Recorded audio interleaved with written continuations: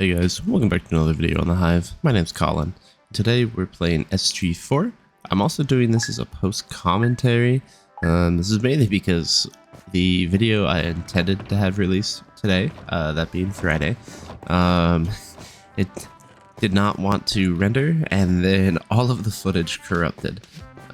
So that's really unfortunate. So I went through all my games, trying to find something funny, and in this video, I dealt with a toxic player 3 games in a row, and I kind of just wanted to highlight it down.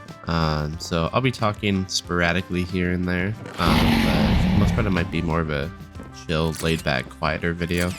But yeah, let's see how it goes.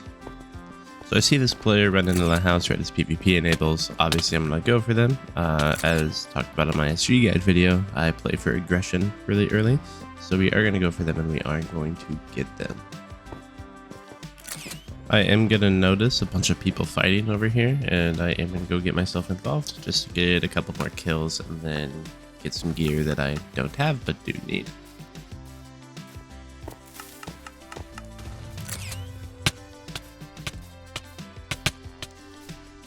Now that I'm relatively geared, after getting that really nice combo and kill on that player, we're just going to kind of run around and look for more people to fight. And here soon we will run into our toxic player. Hold up. According to the analytics, 90% of you are not subscribed to watch my content. So if you guys are enjoying the content, please consider subscribing and dropping a like as well if you are enjoying this so far. It really does help out and it really does mean a lot. And let's get right back into the video. I end up teleporting and find this player who has a tracker, which is going to be super helpful in us racking up those kills.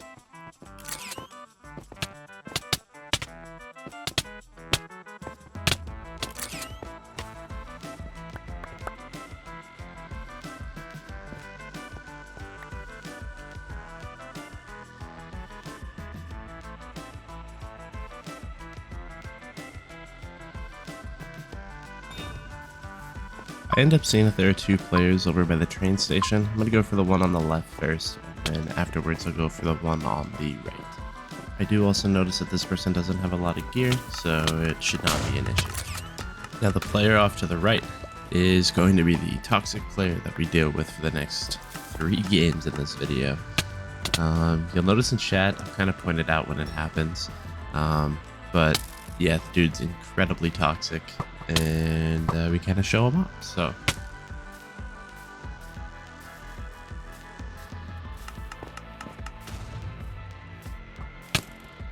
now I am getting destroyed in this exchange a little bit, so I am going to take the launch pad up and get him in a position where he can't really go anywhere and he has to fight me without playing, you know, weird.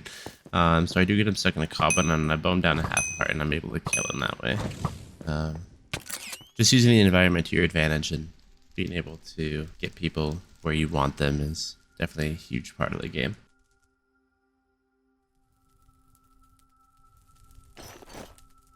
So this next fella right here, he is a runner, a track star, and he is also friends with the toxic person and is actually teaming with him. You don't really notice it too much, but in the spectator POV that I get in the next game, I won't really show that too much, but they are just running around teaming, avoiding, just limp arrowing towards each other from like 30 blocks away. It's actually quite funny.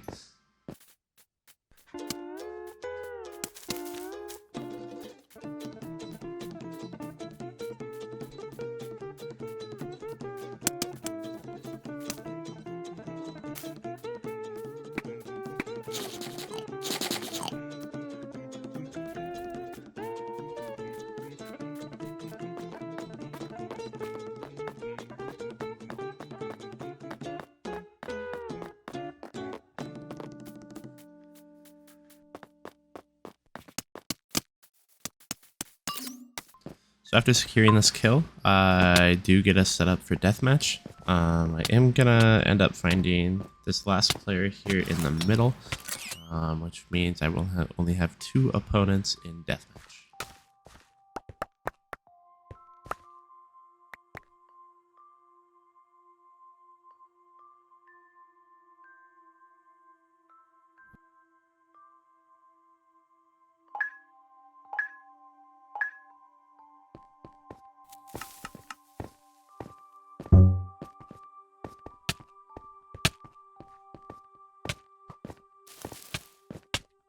And now we get the first message from the toxic player saying, "Don't hub after you win." I think he just wants to have a challenge in the next game or something like that, but it turns out he just excessively targets me in the next game, as you'll see, and it turns out to be really funny. So just like every other game, I do want to play a bit aggressively in the beginning, especially since I got a diamond sword. So over in my normal route in the brick building, I'm gonna find a fella with a chain chestplate because I am missing a chestplate. I want to go for him, but then we'll see the toxic little fella run up behind me, and then I'm gonna die pretty quick in this game. But the fact that he just solely went for me is quite funny and hilarious, and yeah.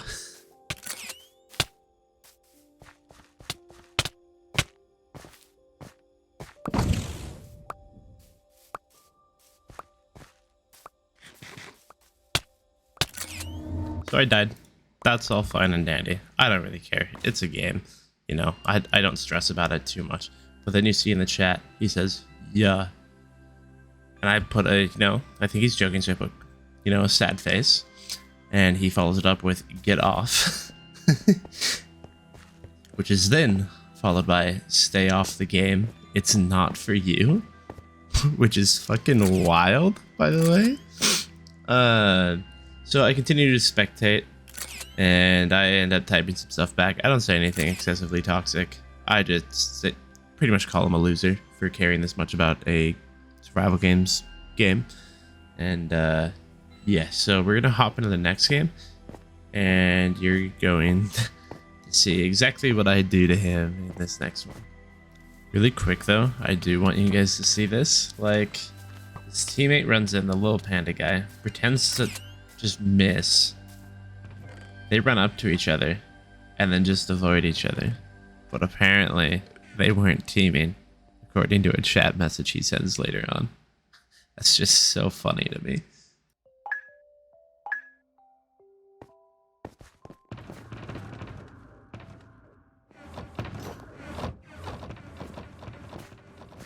So I will get a stone sword and diamond boots off spawn, and I am actually going to go to the train station for the first time.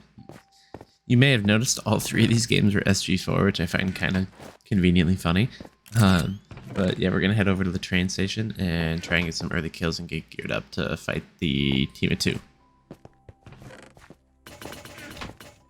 And I also point out I have not fought anybody this laggy before on the Hive. Like, this dude is just teleporting around everywhere.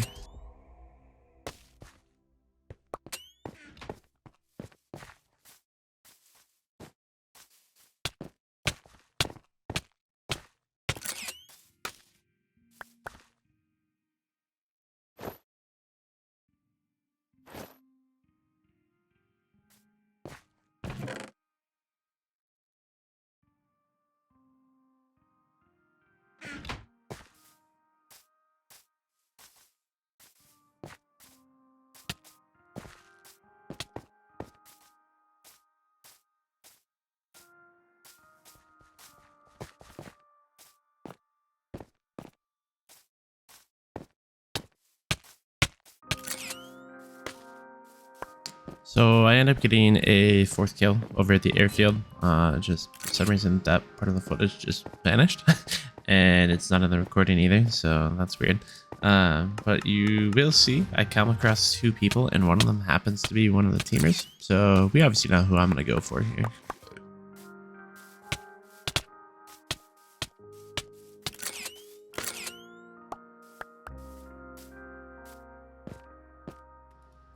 So I decide to make my way to the train station, and look at who we have here. An undergeared toxic man. So of course I'm going to go for him. I'm going to have to chase him down a little bit. He is currently fighting somebody, so it'll be a nice clean. I'm sure his friend is yelling, "OMG, he's behind you." So he does immediately turn around rather than check the loot.